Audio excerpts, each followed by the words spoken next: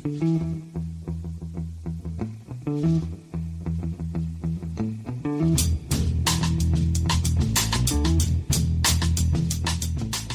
and welcome to The Price of Football, the show that looks at the money behind the beautiful game with me, Kevin Day, and football finance expert at Liverpool University, Kieran Maguire. Hello Kieran, how are you? I'm good. We're recording quite early today, so the dog's a bit upset because he's not been taken for his constitutional walk yet, so he's kicking off a bit. But other than that, all is tickety-boo and counting down to the return of football. Yeah, I think you'll find dogs have less concept of time than you imagine they do, Kieran, really. If you're up, he wants to be out, essentially is what it is. That's right.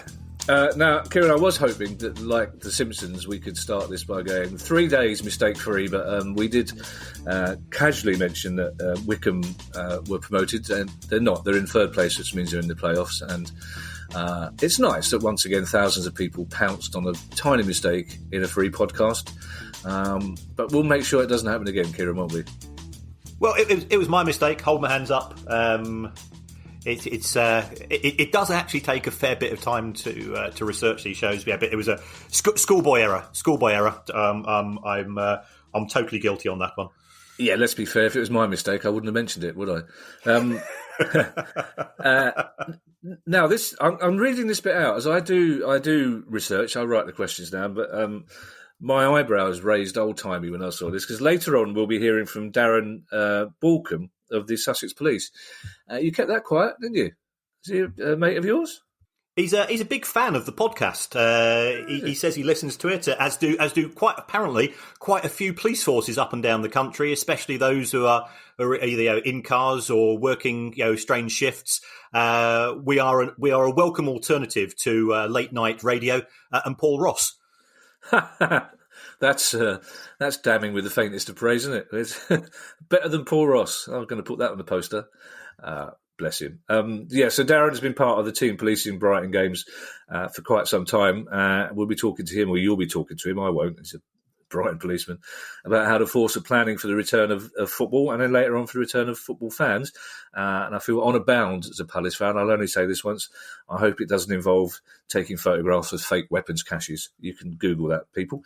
But before that, it's Questions Day, and it's our first ever Chris special. We've got a lot of Chris's today, just either by pure coincidence or Guy's been planning a rare moment of surprise for us all. He's been saving up all the Chris questions and throwing them in, but there's a lot of Chris's, and I apologise to those of you who are not Chris. And the first Chris is Chris Fenland. Now, this is an interesting question, Kieran, because it follows on from something we've been talking about a lot recently, which is that the dog letting itself out? That is the dog letting himself in. I wish we had photographic proof for that. That's a clever dog, isn't it? He is. He's a working dog. That's why he's. Yeah, careful. That's how we could make money off this pod, just getting the old dog to do tricks for cash. Now, we have spoken a lot about clubs relying on loans from owners and directors recently, Kieran, with a 0% interest rate. So, which, as Chris points out, allowing for inflation, that means that the owners and the directors lose money on these loans. But are there any owners or directors out there who actually set out to make a profit on loaning money to their clubs by charging interest above the rate of inflation? Yes, there are. We have mentioned Roman Abramovich, Mike Ashley, even Bet365. Clearly at Brighton, we've got Tony Bloom. People who have put in large sums of money. Whilst they are loans, they're not sort of standard loans because there's no fixed repayment date, which is not something you can normally expect from your bank.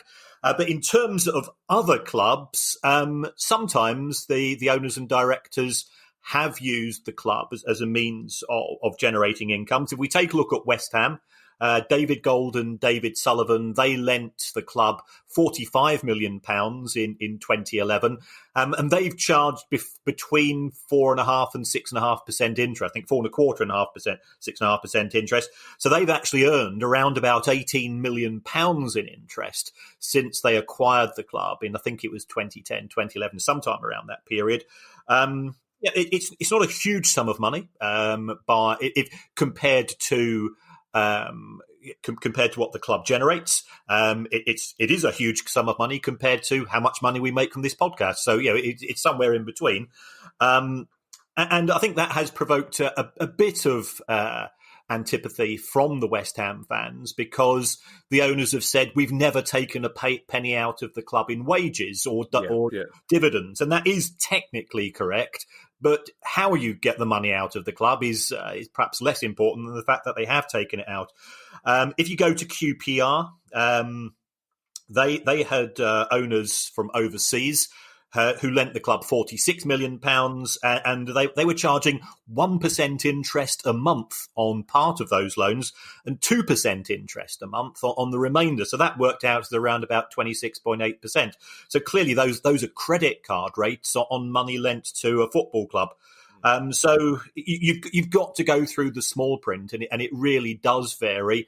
And sometimes the banks lend money to clubs, as we know as well. So it really does vary. And of course, we started off this show talking about Bury, the best part of a year ago, and they were being lent money by a company called Capital Bridge Finance Solutions. And there's lots of allegations, and we don't know how true these are. And I'm not going to say one way or the other in case I get it wrong. I don't want to make Chris cross. That's a proper teacher's joke, isn't it? It certainly is.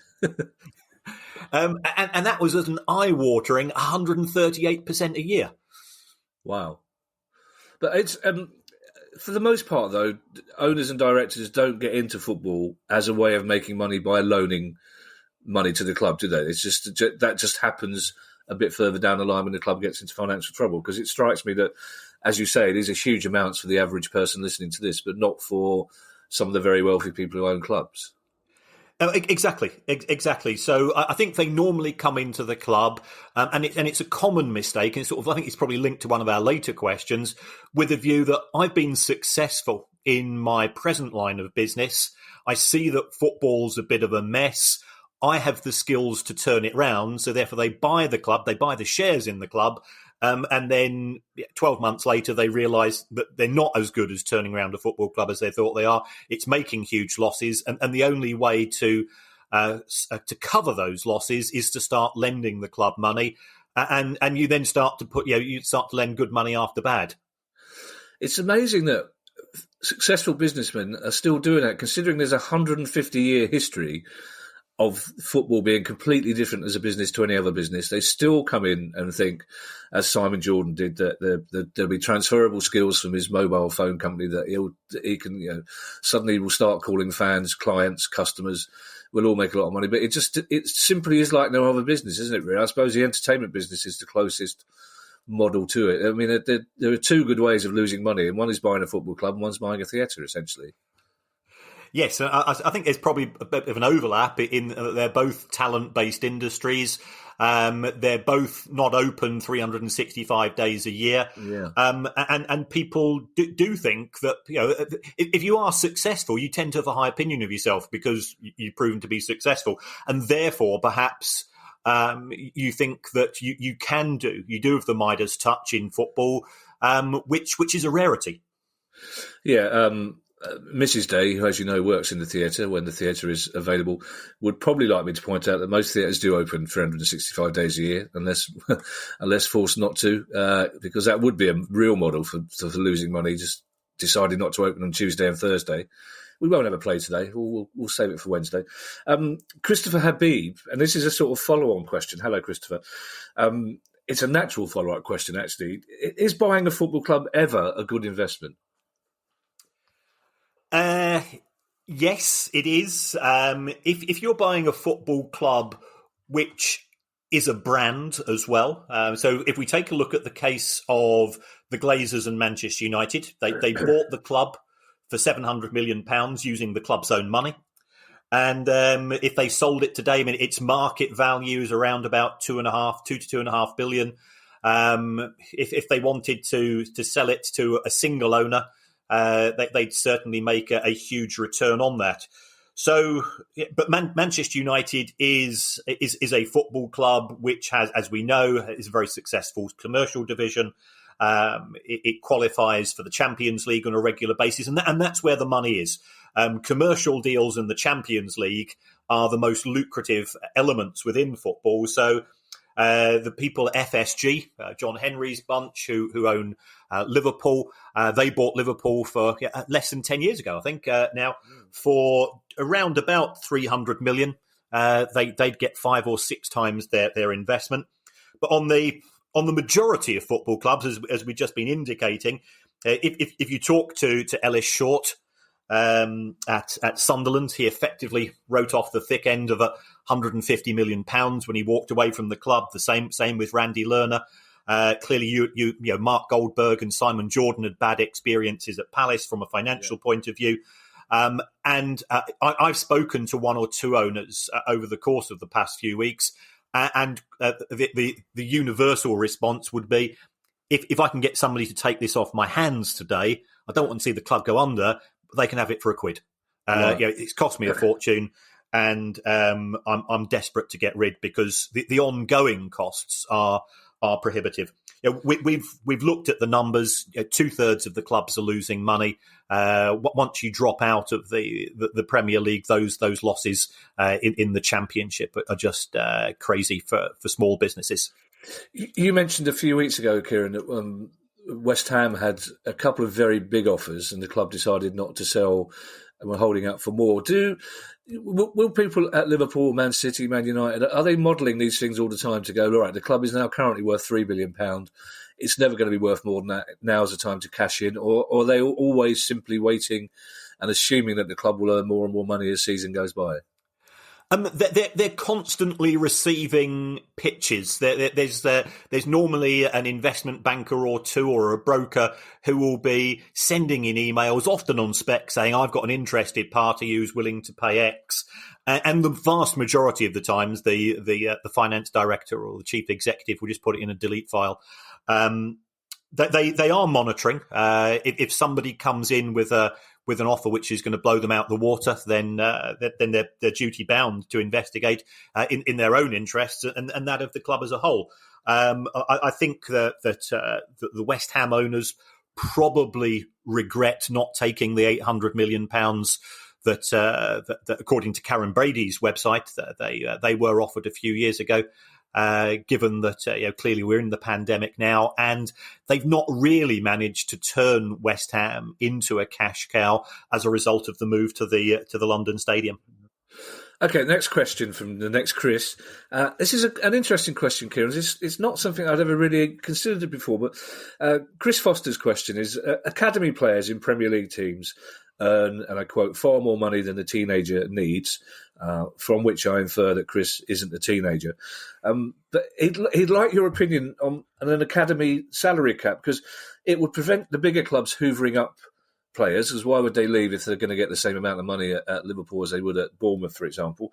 And it could generate a bigger transfer fee for a club like Bournemouth later on. That's quite an interesting concept, actually, isn't it? It is, but a lot would depend on where that cap is. If you look at League One and League Two, you've got academy players who might be on £200 a week. So if you set the cap for £1,000 a week, it would still be very attractive to go from Morecambe or Macclesfield, even to a Championship club. If you're going to, you could treble, quadruple your income quite easily. So I think we've got to be careful with caps, and also what you do find with issues such as salary caps is that our silver-tongued friends get involved and they find ways around them. So it could be that an academy player might be offered the cap of, let's say it's going to be £500 per week. But on top of that, the club offers to put him into a private school to pay for his education. Right. I'm also aware of one high-profile player who's at a Premier League club who came through the academy system, and the club, you can't pay youth team players money. But what the club did was that it got the manufacturers of the club kit to give the kids' parents jobs. Yeah. So the more you go into this, if organisations want to get around the rules, they will find their way around the rules. And then, of course, there's issues such as what do you do with somebody such as Wayne Rooney? Wayne Rooney came onto the scene at the age of 16. He was playing in the Premier League at Everton. He had that amazing debut. Was his debut where he scored that goal against Arsenal? Clearly, he was a very talented player. If you were to say, well, the academy cap is £500 per week, and then you've got somebody with the talent of Wayne Rooney sitting in a changing room with players, and the average wage at Everton's around about 70 grand a week. That seems to be an inconsistency. So yes, I can see some merit in it, but it as often with these things, that they do create further complications. Yeah, I don't think there's a football fan listening to this, I don't care where they are in the world, who won't have been in a pub sometimes and heard somebody say that they'd heard through the taxi driver who took the cousin of the third-team goalkeeper to a party that a 14-year-old's parents have been bought a house. I mean, everyone, the rumours about how you get around these things go on. And the thing I always have to remind myself about salary caps, and I'm quite intelligent, is that it's not a minimum wage and it's not what they're all paid. So sometimes you assume as £1,000 salary cap that they're all being paid £1,000, and of course that isn't true. That's the most. It's simply the most you can pay, isn't it? Very much so. And if there's a salary cap, should there also be a salary collar? So therefore, the players are guaranteed a minimum amount. And if that was the case, it could mean that if you're looking at lower league clubs, they might simply turn around and say, well, we can't afford to run an academy team on that basis.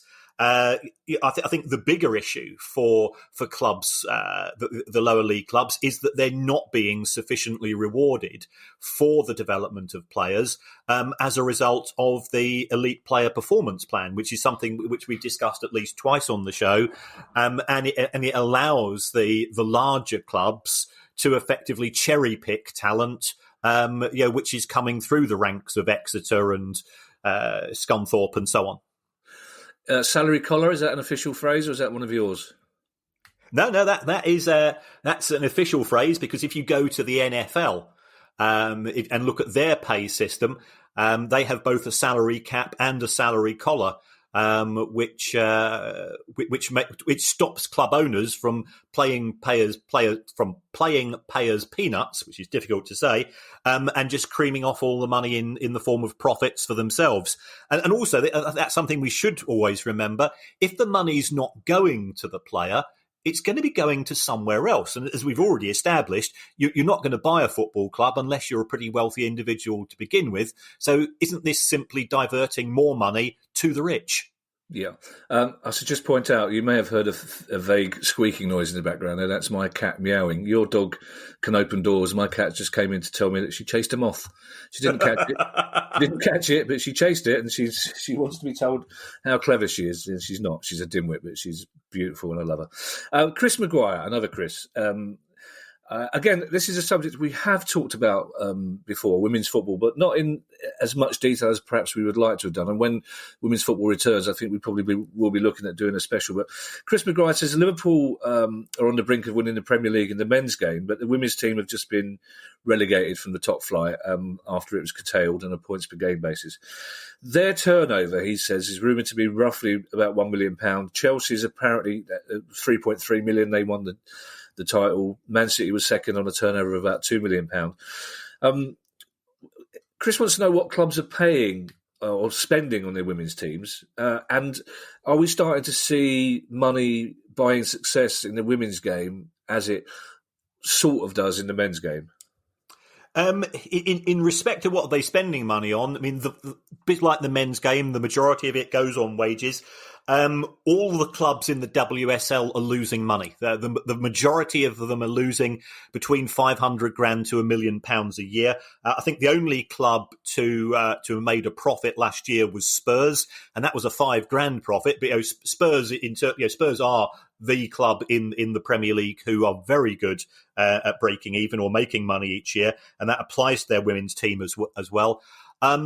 It is a challenge. I was on TalkSport on their on the women's football special show last week, going through the numbers with them, and the trouble is, it's a catch-22 situation. In order to attract more interest, you've got to have the best players. Clearly, that's going to cost money. That means you're going to lose money, and that makes it harder to break even and generate more.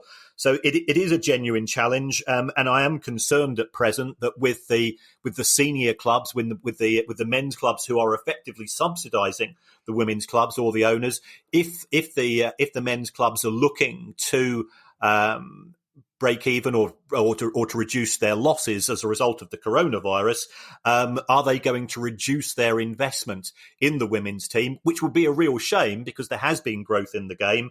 I know AFC Fylde, they did can off their women's team before reversing the decision.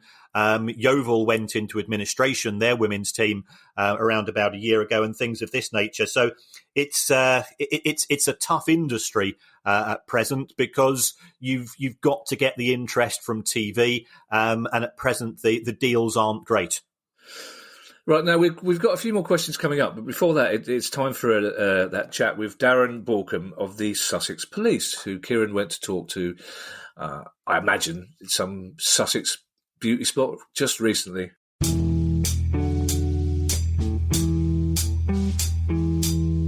We've got a special guest on the show today, and it's Darren Balkham. Darren is the police liaison officer for Sussex and Surrey, and he's the man effectively in charge of policing for the matches at Brighton, and it's well known that I occasionally go there. So first of all, Darren, welcome to the show. How are you doing?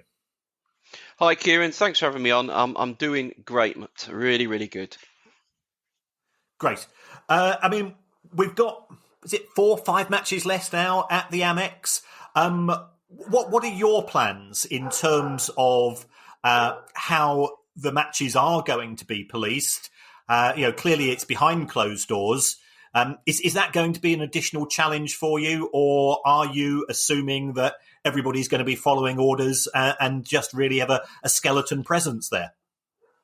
Well, as you say, we've got 5 games left at the Amex. Most teams in the Premier League have got 4 or 5 home games left. Quite big games, obviously on paper: Arsenal, Liverpool, Man City, Man United, Newcastle. Any times those teams would come to a football stadium, there would be big events. But this is really obviously uncharted waters in regards to football and going forward. I've been doing football a little while, and we've got a plan which works, which we look at each season. We look at after every game, so whether or not we can refresh and review certain aspects of it. But this is a totally blank canvas in regards to football coming back. It was always going to be a national decision. It wasn't a decision for Sussex Police. It wasn't a decision for Brighton and Albion. It was going to be discussed at a national level with our input, but quite rightly, our concerns and our areas that we need to look at are local. So we will have discussions with the club. It effectively is their event. It's the Premier League to demonstrate to Public Health England and the government that running elite sport behind closed doors can work. And they've had to go through a number of meetings, a number of measures which will be in place. And then we knew at some point it would come down to a local level with the clubs and local police to discuss the way forward. So it's very much a new thing. It's I liken it to, and Brighton fans will be very aware of the campaign to get the Amex, to get Falmer Stadium. Got the stadium now, just can't get in it. So there are a number of things that we hope the supporters will do to enable the government and Public Health England, not just of football, but social distancing wherever, when other places are open, which will continue to address the infection rate and sadly the death rate, to get it to a level where the government and the experts, the scientists, feel that the new normal can resume. Fair enough.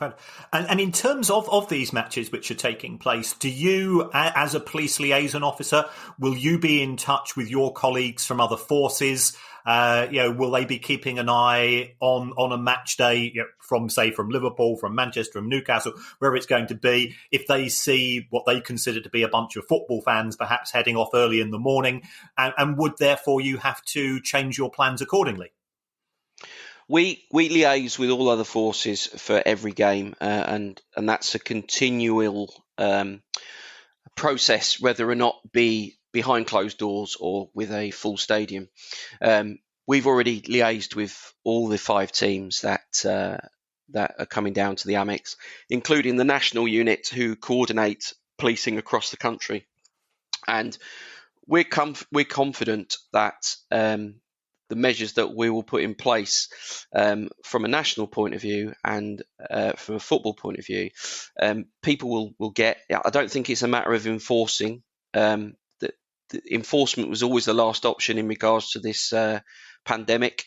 It was more educational. It was more advising people in regards to what they're trying to do, and the main role for the police was to protect the NHS, to make sure that the infection rates didn't get to a level which overwhelmed the NHS, and that was our primary concern and our primary goal in everything we did. And we spoke to people out and about when people were out and about, and we explained to them why we were doing that, and most people got it, in fairness. And we expect that with football fans as well. Football fans, the games will be on TV. There'll be more football on TV in the next 2 to 3 weeks than ever, including free to air, which is great.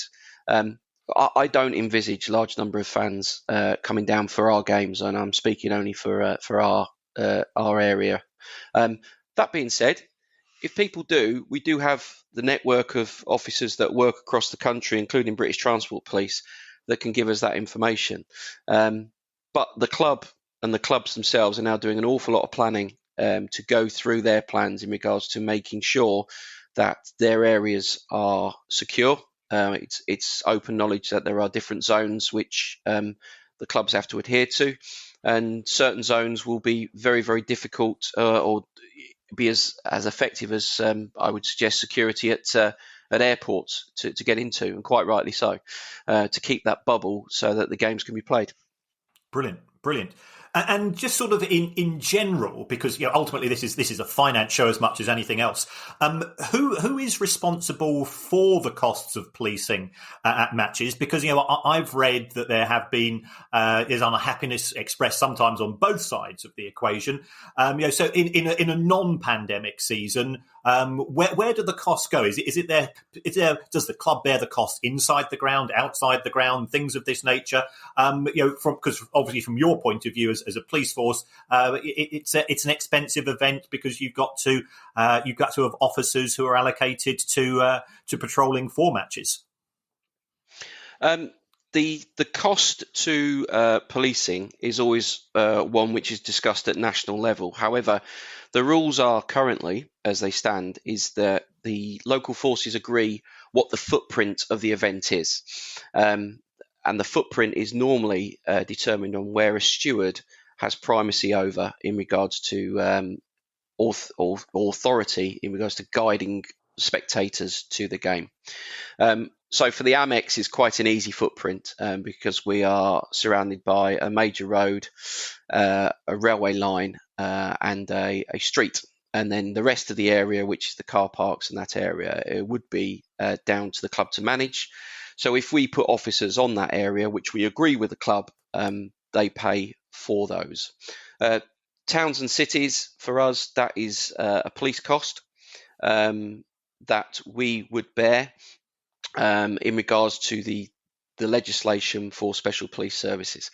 But we look at it, Kieran, to be honest, as we shouldn't have to put loads of officers on games, because we should be doing the work beforehand with the clubs to make sure that their event is stewarded to the level which we would expect. Some games will have more police on than others, and they are categorised for a reason. But by and large, we've been able to reduce our footprint of officers by 5 to 10% each season while we're at the Amex, because we are confident in the club's ability to manage their own event. Great. So we've got these matches remaining. assuming that everything starts off okay, are you able to go inside the stadium? Will you be watching the matches? And if so, do you need somebody to carry your bags? Kieran, I'll be nowhere near that stadium inside. The area inside the stadium is for the club to manage. We will have a presence around the stadium, not a big one, I might add, because we've obviously got to look at other aspects like the city. I am anticipating at some point while these games go on that there may be a change in the lockdown rules in regards to pubs. So being a seaside resort, that's our primary area, and we need to link in with our licensing colleagues and the landlords of the pubs, which are normally used on match day, to make sure that they've got plans in place which are fit and able, but be very cognizant that they have not been open for a long, long time, and obviously the revenue that they've lost, they need to recoup. So unfortunately, Kieran, unless you're in Bennett's Field car park from there, I don't think we'll be seeing the games. Okay, right. And just one final one. As you know, Brighton, and I've taken a lot of stick for this, Brighton are allowing cardboard cutouts of fans to attend matches. Will there be a cardboard cutout police officer to make sure that these other fans behave themselves?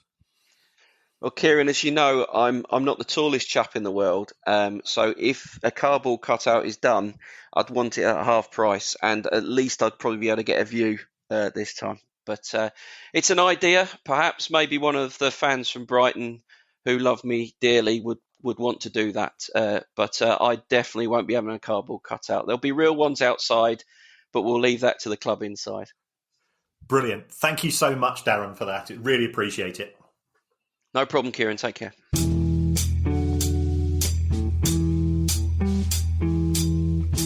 So that was, I caught the end of that, Kieran. That was sounded quite interesting, the bits I heard from the Sussex Police.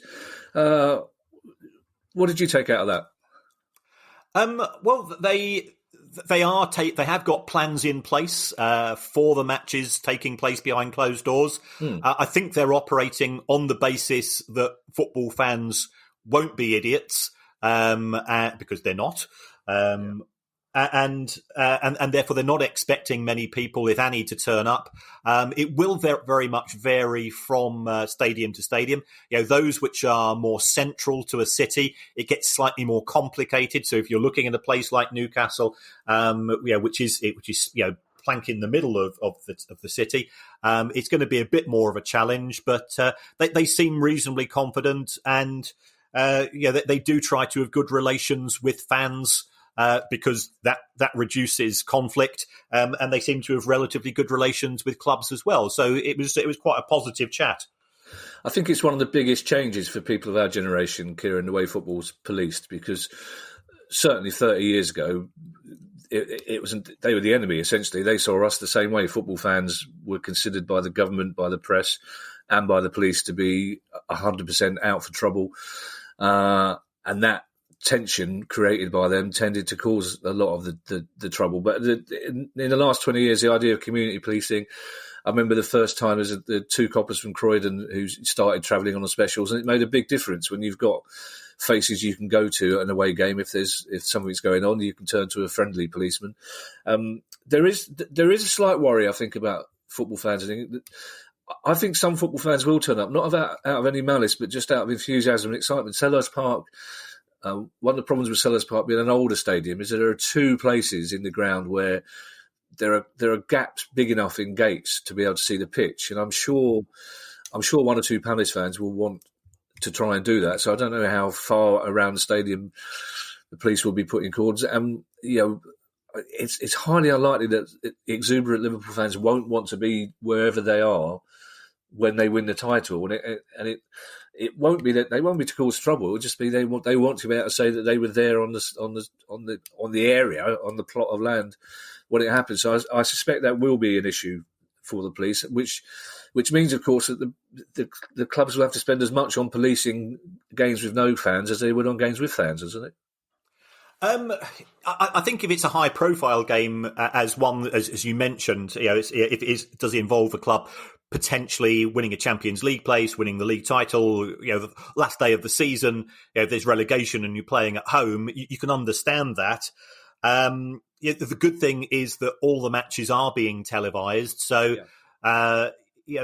why go and congregate outside the ground? I think what I would be concerned is if pubs close to the ground are showing the matches live, the match then finishes and people pile out and go, well, let's just pop down and see if we can get a picture of the coach coming in or going out or whatever. Yeah. But I think the police will be in a position where they will know where the pinch points are and will be able to provide, to create barriers and just have a quiet word. But I agree entirely with you in terms of the benefits of the new style of policing. One of my academic colleagues, a guy called Jeff Pearson, he's done huge research into how policing has changed and the impact, comparing sort of the way we now are policing football in the UK to still some of the more 70s style confrontational approaches taken on the continent. Yeah. We should point out that pubs will probably be shut when Liverpool win the title, but that's true. That's not a mistake by me. Well, no, the thing is, as well, as we all know anecdotally, there's shut and there's shut, isn't there? So yes. There will be. You can always argue, as a certain pub I know says, that these people are all my family and friends, officer having a private drink in a private house. But problems. It's for the most part in Germany, fans have stayed away, and I think German fans of all those in Europe are the closest to English fans in terms of passion and commitment and enthusiasm. So I think most of English football fans will stay away. But I think just out of, it's the first time Liverpool have won the title in the Premier League, so you can understand it if there will be fans who just spontaneously decide that they want to be near. So that's something to keep an eye on. So listen, we have got more questions, but we've run out of Chris's. So we've had to go for other names. So our next question is from Manuel Fernandez, who's in Brazil. I hope you're safe and well out there, Manuel. Now, Manuel has been reading about La Liga's financial model, where they sort of effectively control the club's budget and wages. And he wants to know what you think about this version of financial fair play. Is it the best model, Kieran?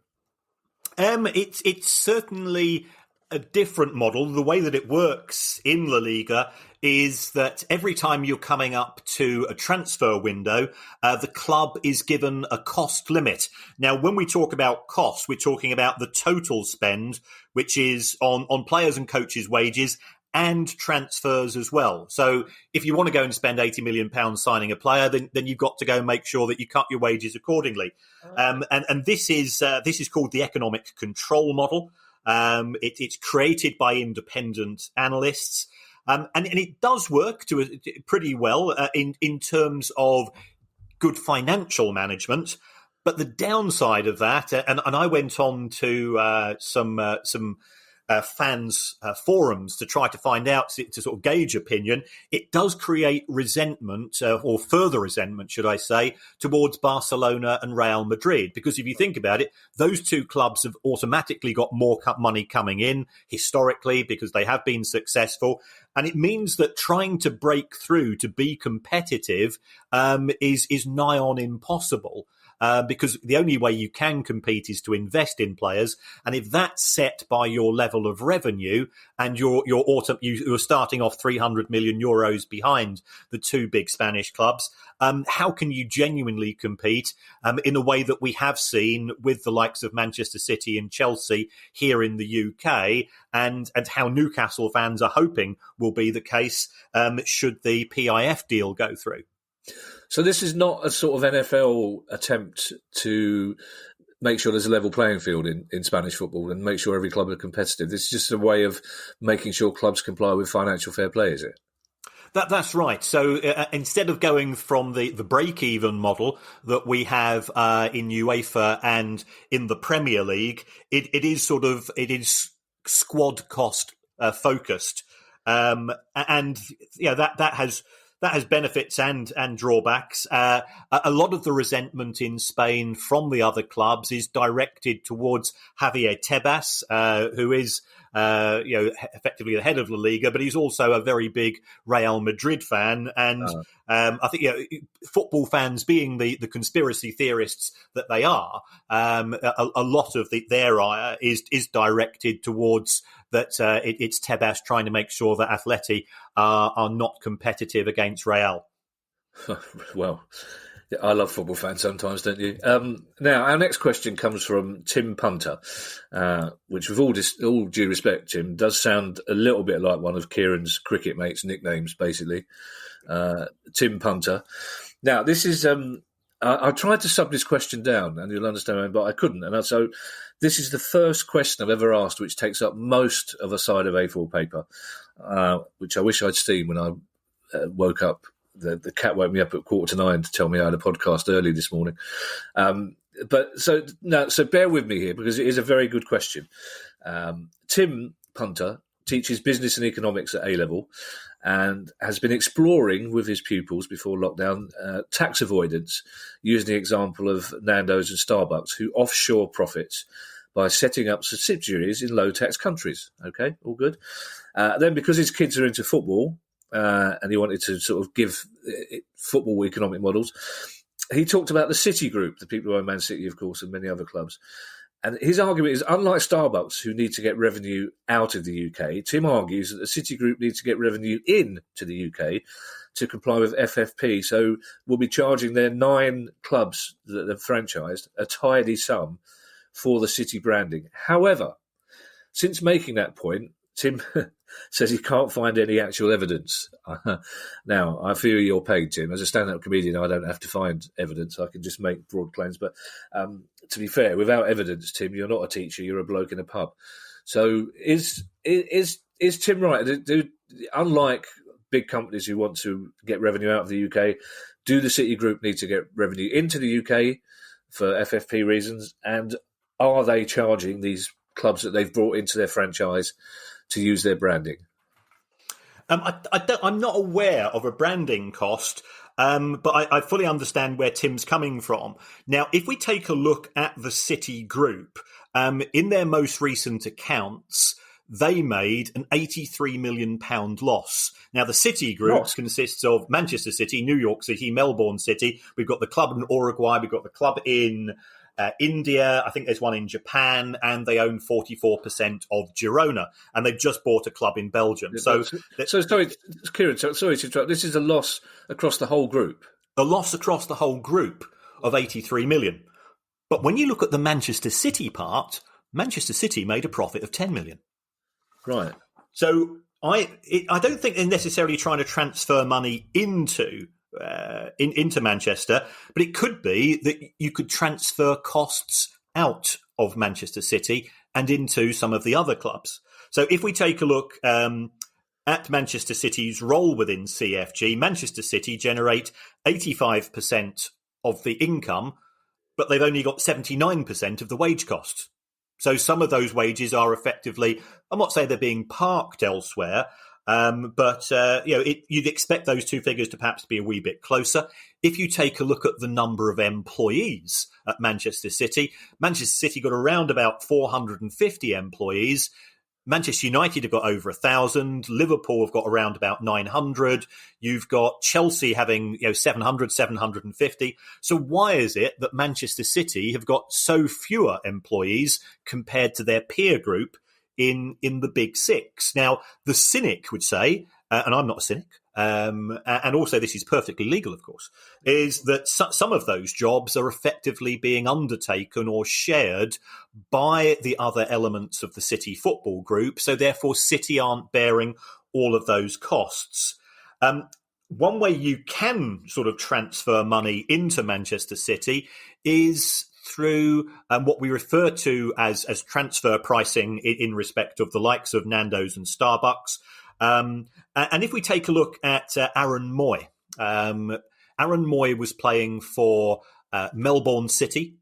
He then got effectively a free transfer to Manchester City Football Club. He's a talented player. Yeah. Aaron Moy, don't think he ever played for Manchester City, or if he did, it was only 1 or 2 games. But he went out on loan to Huddersfield Town. Huddersfield Town then signed him at the end of the season for £10 million, and Manchester City booked all of that profit themselves. So here we've got a player who grew up in Australia, was discovered by an Australian team. The Australian team sold him to another part of the group and made no money, and Manchester City booked all of the profit when they then sold Aaron Moy to Huddersfield Town. So is there the scope for such activities? Yes, there are. Is it illegal? No, it's not. Does it cause issues for financial fair play? It just muddies the waters even further. Okay, well, Tim, I hope that answers your question. I tried to hang on in there, Kieran, but you threw quite a few concepts in there. And then, of course, I just started wondering why you were talking about a Brighton player, because, I never understand why people always turn it around to their club, as you'll find out when we have the Ron Nodes question at the end of this pod. Before that, the penultimate question comes from Paul Glover. Now, Kieran, I think this is an interesting question. One thing that bugs Paul is how clubs like Ajax and Benfica consistently sell their best to usually young players for big fees, but they never seem to benefit by bringing in big names themselves. So what happens to the money is Paul's question, and why isn't it making these clubs more competitive in the transfer market? Ajax had a good Champions League last year, but both these clubs were giants of the game in the 70s and 80s. So what is happening to the money that they get from consistently selling very good young players that they develop? Well, that money is actually used to spot talent and to develop their academies. If we take a look at Ajax, in 2018, their revenue was £82 million. That was less than Huddersfield. Yeah, in fact, really? Huddersfield was 119. Right. So they're operating on a revenue which is a third less than the side that finished bottom of the Premier League last season. So we think of Ajax as a big club, and I think that's partly due to the fact that you and I, both being of around about the same age, we remember that Dutch team of the mid-70s. Of course, we remember Benfica in '68 and Eusebio and things of that nature. The problem that both the KNVB, the Dutch football organisation, and the Portuguese football authorities have is that the TV deals are not very lucrative. So therefore, the only way that they are going to make substantial amounts of money is through UEFA competitions. So Ajax, of course, did very well in 2019, and they doubled their revenue on the back of that. But that's a gamble. Ajax are not going to get to, was it the semi-finals they played Spurs in? Yeah, I think? Yes, it was, yeah. So they're not going to get to the semi-finals, and in fact, they might not even qualify for the group stages of the Champions League every year because of the way the UEFA coefficients work. Benfica, last season, they got to the quarterfinals of the Europa League, but again, even on the back of that, their income is less than that of Wolves. So, okay. What are we benchmarking these clubs against? I think we're looking at it from a historical perspective when they were, fantastic teams that did really well. But because of the way that the money has gone, and the money, as we know, is very much dictated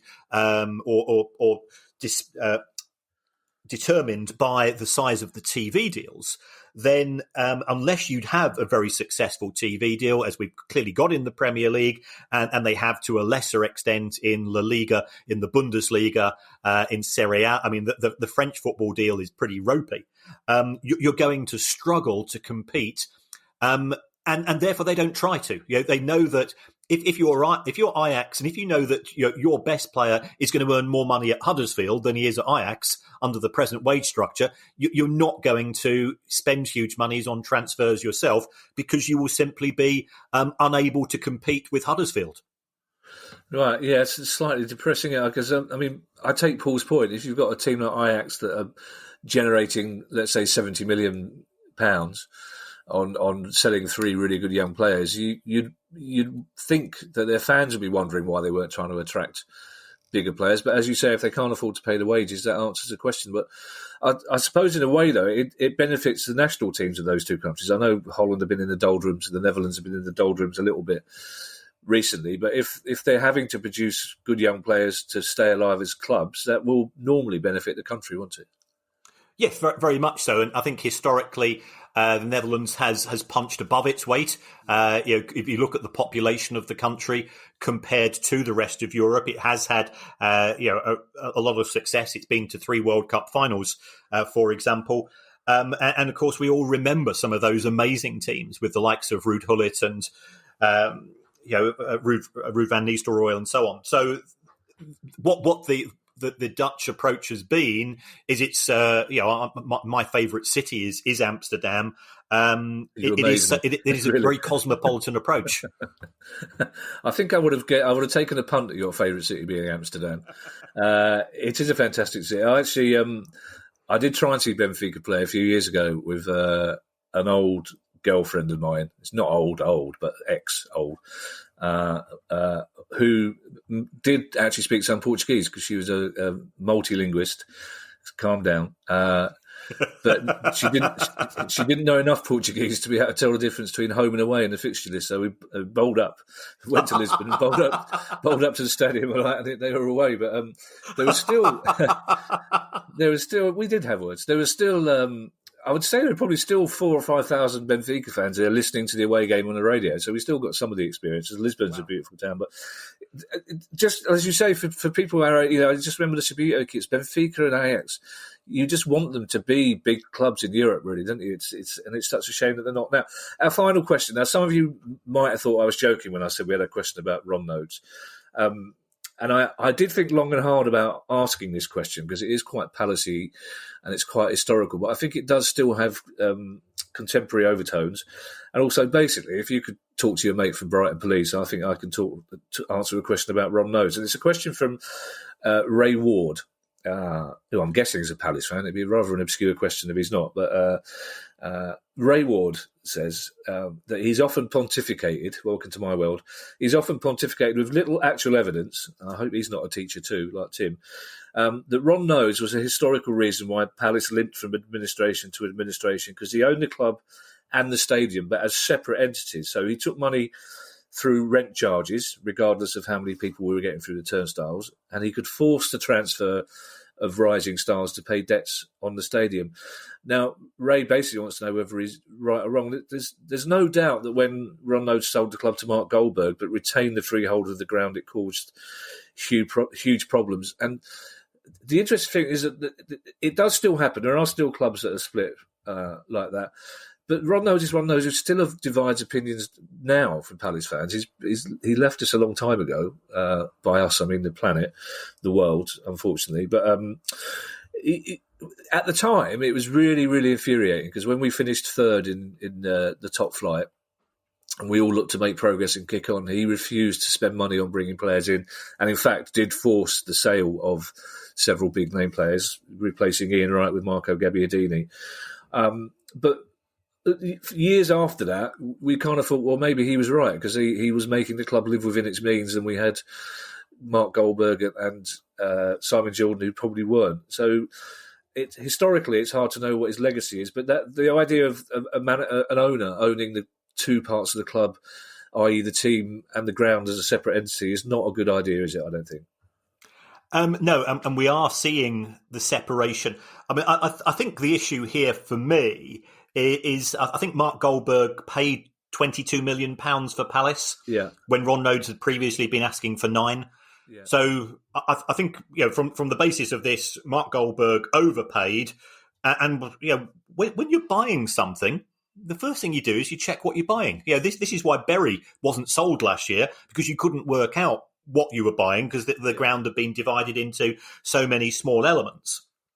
And you should do your due diligence. So I'm always slightly uncomfortable where grounds are being separated from the club itself. I mean, normally they're owned by a combined holding company, but if they're not, then I'd start to get very twitchy. I mean, certainly Palace. I actually downloaded the Palace's accounts for 2005 and 2006 this morning. and they're paying rent of around about £1 million a year. Now that was 15 years ago for Selhurst Park, and you've got the West Ham owners paying £2.5 million in 2020 for a £60,000 plus state of the art stadium. It looks like Ron Nodes did what was best for Ron Nodes. Yeah, well, I think that's pretty much his mantra. The thing with Mark Goldberg is really interesting is not one Palace fan blames Mark Goldberg for what happened, because he was a fan. He had a bit of money. He was a proper Palace fan. He's one of the nicest blokes you could meet. He was a proper Palace fan who had a bit of money and did what we would all think we would do if we get a bit of money. He bought his football club, and every Palace fan goes, well, that's what I would have done. And we would probably ended up bankrupting the club as well. But, he also had Terry Venables was still sniffing about. And it just shows that you, as you say, you have to do due diligence, because the sums involved back then, they seem small now. But back then, as you say, paying £22 million for Palace seemed like a ludicrous amount of money, even to Palace fans. But he had 22 million quid. Why would you not buy your favourite football club? Yeah. I mean, I think it's every fan's dream. I think one of the things we've found out over the time we've been doing the pod, it's not actually the cost of buying the club that's the issue. It's the cost thereafter when you've got to meet those monthly wage bills and rent bills. Yep. Yeah, well, I mean, Steve Parish knows, as I've told him every time I see him, that when the money for this starts rolling in and we win the lottery, I will be buying Palace. Purely so I can change the kit back to claret and blue stripes. That's probably going to cost me about 250 million quid, but frankly, I think it's worth it. And that's why people like me shouldn't be allowed to buy football clubs. So listen, Kieran, as ever, it's a pleasure to hear your voice. We're working out a system of being able to see each other again next week, which will be lovely, because it's hard enough to read your poker face, but reading your poker voice, it's almost impossible. And also the cat, the cat can't hear you with headphones, but the cat used to really like your voice. So every time she heard you on Zoom, she would come galloping in to say hello and terrify you, because suddenly this big black and white fluffy face was appearing in front of the screen. So thank you for listening to our questions special. Every Monday is questions. If you have a question for us, no matter how long or how short, email us at questions@priceoffootball.com, and we'll talk to you again in a few days' time. Stay safe, boys and girls. The price of football.